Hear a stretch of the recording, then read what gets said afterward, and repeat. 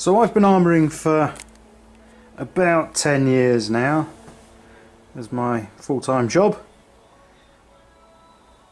Lucky me, I've accrued a lot of the tools.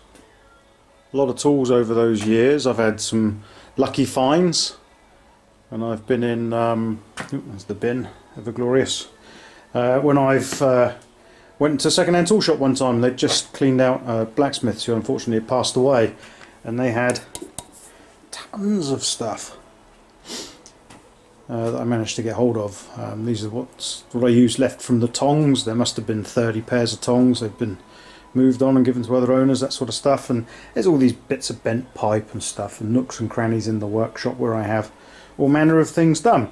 But what I wanted to talk about briefly was dishing stumps. An age ago, and go back this way, making you all feel sick with the tour of my workshop, I showed a way of making a dishing stump, and it's sat unceremoniously in that gap there now, underneath this anvil that I use. And when I've got to go on public displays and stuff, I just take this set up and I've got a dishing stump and an anvil, and we're away. But long before I started putting forms into wood and all this sort of stuff, I managed to pick up one of these, and it's the base, I believe, of a oxygen cylinder or similar tank cylinder. You can see it's got a massive wall, very thick wall, maybe 10 mil or so around there. Heavy piece of equipment. It's got a lovely shape on it. You can see there, I can move my hand in and out of it. And it was great when I first started. I would use this for just about everything. Breastplates, if I was dishing a breastplate or starting one off, elbows, knees. It wasn't right for all of those jobs, but it's what I used all the time, and it was fantastic, and I still use it in so many jobs to get things started. They're relatively cheap. Over here in the UK there's all sorts of places you get them, scrap merchants, that sort of stuff. I got mine from a chap called the Iron Dwarf, and I'll try and put his link in the details below. But if woodwork isn't your thing, or you don't have the space for a big lump of wood, or perhaps you can't get hold of big lumps of wood easily enough, this is a nice, relatively cheap alternative. Its only downside is it can half make some noise in comparison to a wooden one, but you don't get the smoke, so there's a bit of a trade-off either way.